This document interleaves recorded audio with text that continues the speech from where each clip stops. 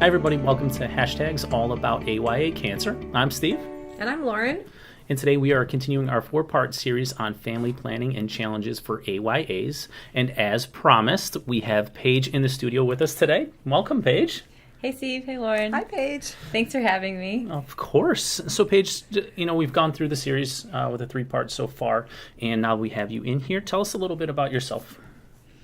So I am a nurse at Strawn. I work in the medical intensive care unit, which keeps me very busy.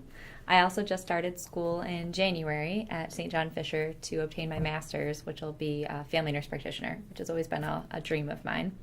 And I love spending time with my husband. We like to go hiking and be outdoors, and then we spend a lot of time with our 3 wonderful nephews and our beautiful niece.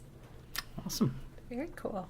So Paige, throughout the series, you've shared so much important information about the path that you and Will are walking together, a journey that one day, very soon, is going to bring you a very special child.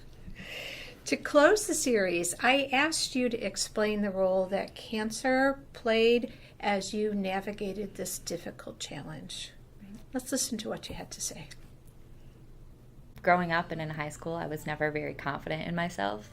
And then you add cancer to that at the age of 18, and you're shaving your head and you look like a sick person. It really just continues to strip away your self-confidence. And I think right after I felt like I'd really built that back up and had learned to not only love myself again, but allow someone else to love me, it starts to strip away little by little when you realize, the reason that we can't have children is because of me.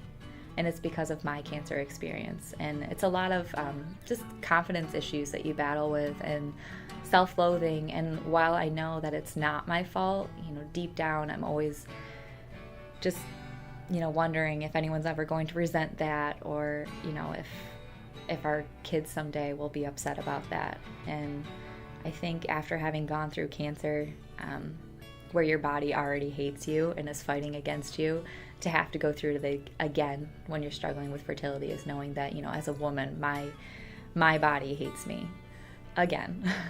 And that was really challenging. Yeah, when we talked earlier, you used the expression of rejection. That, it was rejection all over again.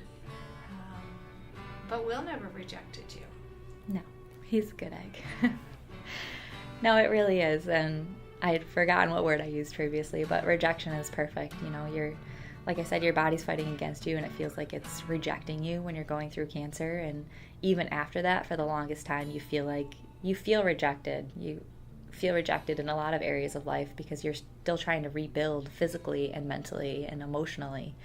And going through our fertility treatments and then going into adoption, it's a lot of rejection. My body rejected me again with fertility treatments, and we get rejected from birth moms when it comes to being picked to raise their child. And we understand we want each and every baby that we get a phone call about to go to the best home, and as long as they're safe and they're in a home where they're loved, then we're nothing but happy for the birth mom and their choice. And it takes a lot of wisdom to make a decision like that, but it does feel like a lot of rejection, and it can be quite discouraging.